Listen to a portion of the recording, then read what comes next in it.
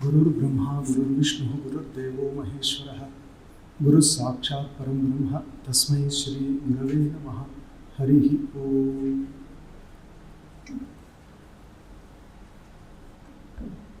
నేను తెలుగువాడిని, కానీ సూచన ప్రకారం ఇంగ్లీష్లో మాట్లాడాల్సి వస్తుంది.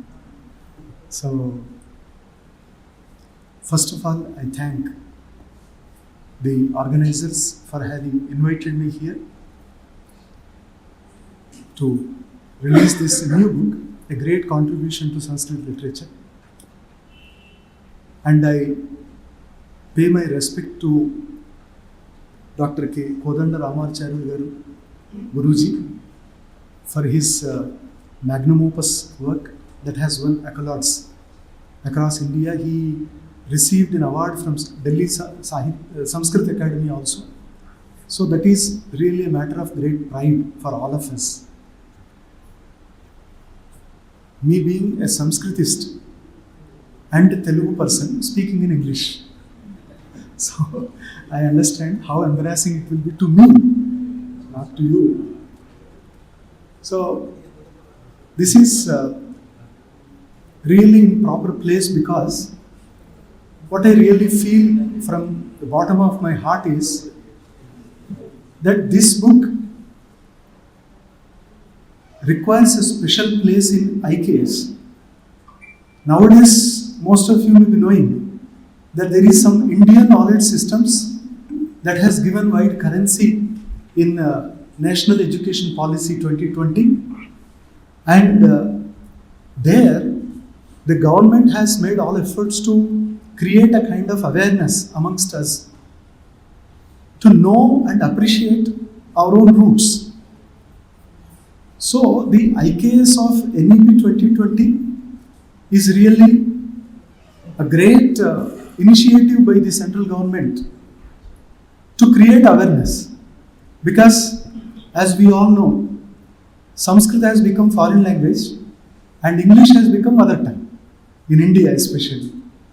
So now Indians should know their roots, their rich legacy, and what the ancestors had contributed, their great wisdom, the fathom of their knowledge. All this requires to be known. And if we do not take proper step now, it will be too late. Because already the damage has been done. We all know, and we are facing, and most of us who belong to the earlier generations, we have already faced the damage. That our outlook, our perspective has been completely changed.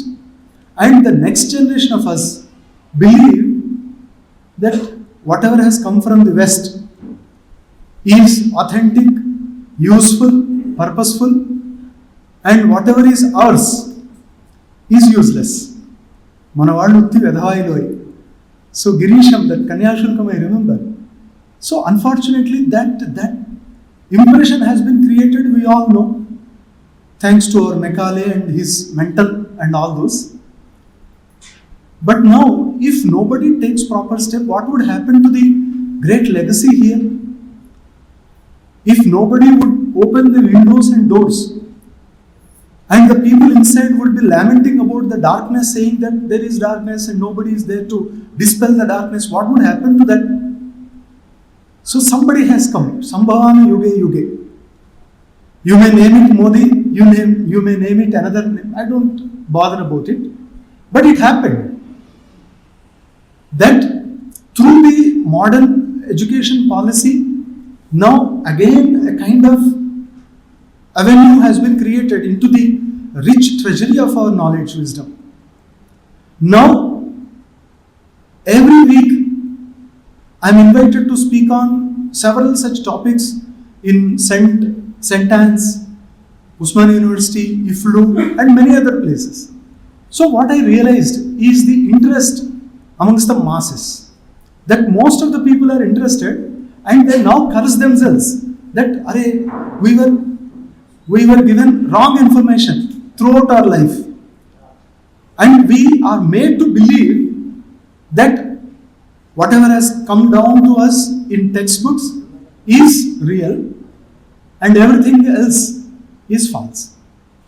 So we attribute differential calculus, gravitation, the theory, to Newton, who came several hundreds of years later.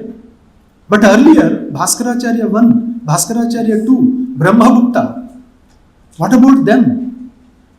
So, this is the rich legacy that we have forgotten, and most of these names are new to us, while now the foreigners are creating such literature that will come to our India later, and we will start reading, studying, prescribing them in the courses, various programs, academic programs, and the next generation will know and curse us that these people did not tell us. Brahmagupta, Leibniz, Madhava Leibniz series, Madhava Newton series. You can refer to the history of mathematics. And he calculated the circumference of the earth only on the basis of mathematics, without any optical apparatus. How could he do? That is tapasya, we said. And here is one tapasvi, Kodanda Ramacharyulu sir. I see in him my own guru, Kandade Ramanujacharya Swami. They are all tapasvi. That means they are bent on something and they have that fervor and that kind of total dedication that they explore our own texts so as to bring out the gems that are useful for the society. So, this is the time that this book is really great boon to the coming generations. Jalavignana Tarangini. Ya srishtis srashtur adyavahati vidhyutam ya havir yacha hotri. Kalidasa says in Abhijnana Shakuntalam, the very first verse, that water is the first creation. Though Upanishads give different order of creation, tat tejo asrijata, tat tejaha aikshata bahusyam praja yeya, tat apaha asrijanta. So this is the order in Chandogya Upanishad 6th chapter. That first heat was produced. Out of heat, apaha. Out of that, the hard matter. So this is the order. So the hard matter that took about, we have not calculated, but billions of years before the hard matter had taken a shape. If we believe in the Big Bang theory, that is 10 to the power of minus 43 seconds. And in the first 3 seconds only, matter, antimatter, like positron, everything was created. But in the next 14 seconds, the next phase of matter. So these are the fundamental particles that appeared in the first phase of creation. But before that, what was there? The Rigveda's Nasadaya Sukta throws light on this. It says, Nasadasit, Nosadasit, Tadanim. So at that moment, that is before creation, actually understand the fathom, the depth of our rishis, that they could imagine such a state before creation, after creation, the annihilation of the entire world. All this they could see. Yoga Vasishta is abundant with such examples where you find the grandeur of our own thought. So, water is the first creation according to many of the scholars, including Mahakavi Kalidas.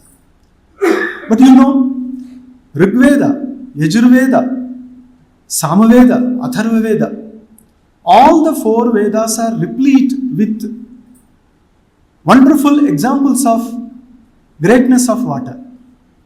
Apo hishtama yobhavaha tana urje dadadana hiranya varna shujayaf pavakaha. So actually water was looked upon as the great expression of energy, the great expression, water. In Sanskrit we have a word for that, Jivanam Jalam. Jivanam Jalam. So Jalam is one. And there is another very interesting word, Udakam. Udakam, if you remove U, Dakam means water. If you remove the, Kam means also water. Udakam, Dakam, Kam. Like our great, the word Rama Kumaraha in Sanskrit. Rama Kumaraha means Manmadha. If you remove Ra, Ma Kumaraha, Ma Lakshmi, Ma Kumaraha, Manmadha. If you remove Ma, Kumaraha, Manmadha. If you remove Ma, Ku, Maraha, Madano, Manmadho, Marav, Pradyumno, Meenaketanaha. So Manmadha again. If you remove, then Raha, Agnibijam, Manmadha. If you remove everything, still Manmadha, Ananga. So that's the greatness of Sanskrit, that I myself feel fascinated by the beauty of Sanskrit, and Sir has made all efforts to glean this information from Vedas. I was going through the book, so you find here not one. The book starts with Prakriti as a whole. What is Prakriti? So Prakaroti iti Prakriti, or you can say Prakrishta Kriti Prakriti. Prakriti has two meanings. One is Prakaroti, that which manifests in manifold. Two, Prakrishta Kriti, the first grand expression of the Creator. That is also Prakriti. And he starts with Prakriti. What is Prakriti? Then in Prakriti, how many words are there for Jalam? Because the book is Jalavignana Tarangini. So Jalam, how many words are there in Sanskrit? I told you, Jalam, Udakam, Vari, Vaha, Dakam, Kam. So many words are there. He has given. Then Srushti, the place of water in the order of Srushti, he has given. Then very interesting one, that is very often eulogized in our Vedic texts. Dyava Prithvi Janayan Deva Ekaha. That Dyava Prithvi and the relation of this water there. Dyava Prithvi and the connection. How water connects. He has given that Prithvi. Now he has come down to Prithvi. This Bhudeva. Then Antariksham, Parjanyaha. In Sanskrit we have different words. Parjanya. See, Megha, Jalada, Varivaha, Ambuvaha. So when the cloud is there, simple cloud without water, it is given a different name. But when there is water molecules, it's given a different name. And when it really rains, a different name is given. So in Sanskrit, all synonyms of water are not real synonyms. They give shade of meaning, different shades. We should understand that. Then Varuna, Varunaha Adhidevata, how? So that is also explained. Then all the water reservoirs on this globe, on this planet, that Samudra, Sarovara, Nadi, Vapi, Dirghika, Kupa, Tataka, Pushkarini, all these water reservoirs are explained. Then how water is produced, what are the sources, water resources, and in the olden days, even Varaha Mihira told in his Brihat Samhita how water reservoirs can be identified, located. So he has given even earthquakes, he has given all these. So these you find, and very interestingly, Arunapatha, Udaka Shanti, Jaladhivasa related to our religion. So philosophy enters into our life through religion. If religion is just removed, then it becomes sheer philosophy and may not be digestible. So I understand that this philosophy is brought into our life, made it applicable through religion. Religion is an expression of the philosophy behind. And all these Arunapatha, Udaka Shanti, which actually occupy a very prominent place in our Hindu religious life, they are described here. And benefits of water. Then opposite of that, the famine, drought, all these are explained. Vrishti Bhedaha. In the Puranas, you find the kinds of meghas. So they are given Pushkala, Vartaka, etc. Then the sources and the people connected with water, like the fishermen, all these, they are described. And the literary references also given, like how many maxims are there in Sanskrit which are based on water. They are given. And the Vedic anecdotes, various stories are explained like Katha, Indra, Agni. We all know Indra is praised as Vritra, Hanta, Vritraha. But actually how? When did he kill Vritra? So Vritra is nothing but the impediment or obstacle in the clouds that actually stops the water, and something happens there, the energy exchange, and the water molecules come down.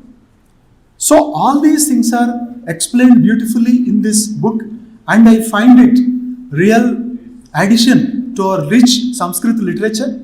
And Jalavignana Tarangini, I hope, will find its proper place in the modern syllabi. I'll send it to the Delhi again so that it will occupy a place in the syllabus and modern students will get. So, thank you all. Namaste.